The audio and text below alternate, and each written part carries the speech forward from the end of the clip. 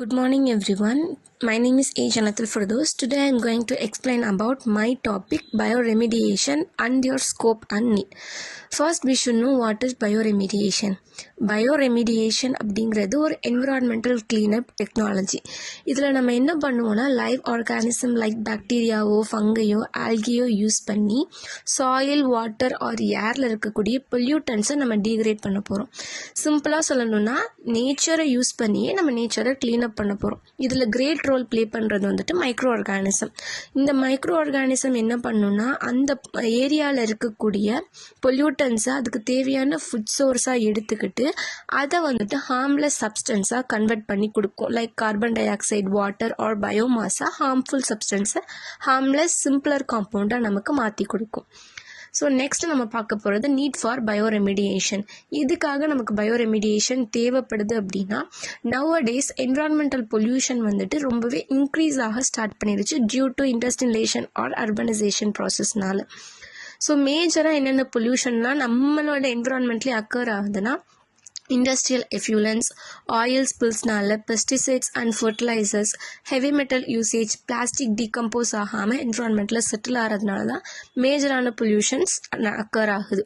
So இந்த பொல்யூட்டன்ட்லாம் ரொம்ப அதிகமாகிட்டே இருக்கிறதுனால என்னென்ன காசஸ்லாம் அக்கர் ஆகும்னா சாயில் வந்துட்டு இன்ஃபர்டிலிட்டி ஆக ஆரம்பிச்சிடும், கிரவுண்ட் வாட்டர் கண்டாமினேஷன் ஆகி இன்னும் ஃபியூ இயர்ஸில் கிரவுண்ட் வாட்டர் சுத்தமாக இல்லாமே போகிறதுக்கும் பாசிபிலிட்டிஸ் இருக்குது.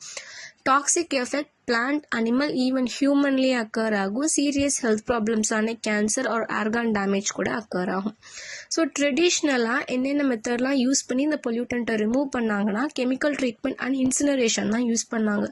பட் இந்த மாதிரி ப்ராசஸ் எல்லாமே எக்ஸ்பென்சிவாக இருந்திருக்கு, எனர்ஜி கன்சியூமிங்காக இருந்திருக்கு, சம்டைம்ஸில் செகண்டரி பொல்யூஷனையும் காஸ் பண்ணியிருக்கு.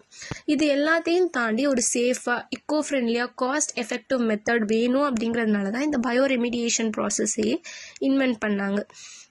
இந்த பயோரெமிடியேஷன் எப்படி ஒர்க் ஆகுதுன்னு பார்க்கலாம். ஸோ மைக்ரோ ஆர்கானிசம் என்ன பண்ணும், ஆர்கானிக் வேஸ்ட்டை நேச்சுரலாகவே வந்துட்டு பிரேக் டவுன் பண்ணும்.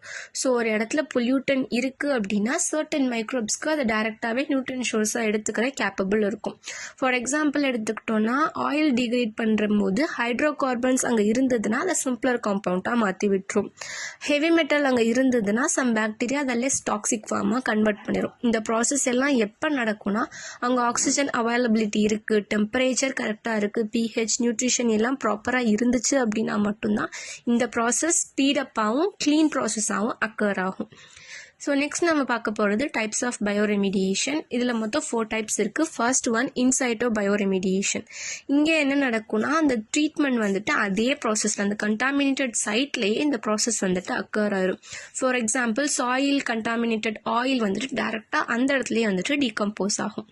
எக்ஸைட்டோ பயோரெமிடியேஷன்னா கண்டாமினேட்டட் சாயில் அல்லனா வாட்டரை நம்ம அந்த பிளேஸ்லேருந்து ரிமூவ் பண்ணி ஒரு பயோ ரியாக்டரில் வச்சு நம்ம ட்ரீட்மெண்ட் கொடுப்போம். Third one phyto remediation.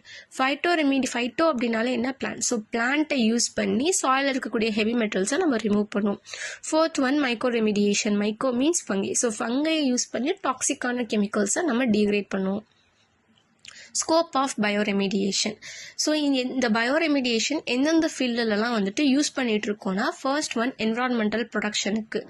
சாயிலோ ground வாட்டரோ நம்ம கிளீனப் பண்ணுறதுக்காக இந்த பயோரெமிடியேஷன் யூஸ் பண்ணுறோம். கண்டாமினேட்டட் லேண்டை திருப்பி ரீயூஸ் பண்ணுற மாதிரி நமக்கு இந்த பயோரெமிடியேஷன் ப்ராசஸில் கன்வெர்ட் பண்ணி கொடுத்துரும். Second one oil spill management. Marine இக்கோசிஸ்டமில் மேஜரான பொல்யூஷன் காஸ் பண்ணுறது இந்த ஆயில் மைனிங்லேருந்து ரிலீஸ் ஆகிற ஆயில் ஸ்பில்ஸ் தான்.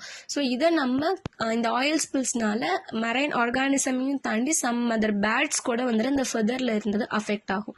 ஸோ இதை நம்ம ப்ரிவெண்ட் பண்ணுறதுக்கும் நம்ம மைக்ரோ ஆர்கானிசம் தான் யூஸ் பண்ணுறோம். Industrial waste treatment. இண்டஸ்ட்ரியிலேருந்து ரிலீஸ் பண்ணக்கூடிய வாட்டர் வந்துட்டு நீட்டாக இருந்தால் தான் அது போய் வந்துட்டு மித்த வாட்டர் சோர்ஸஸில் கலக்கணும். ஸோ அதையும் நம்ம க்ளீன் பண்ணுறதுக்கு நம்ம பயோரெமிடியேஷன் யூஸ் பண்ணுறோம். அக்ரிகல்ச்சரில் பெஸ்டிசைடை ரிமூவ் பண்ணுறதுக்கும் சாயில் ஃபர்டிலிட்டியை இம்ப்ரூவ் பண்ணுறதுக்கும் நம்ம யூஸ் பண்ணுறோம்.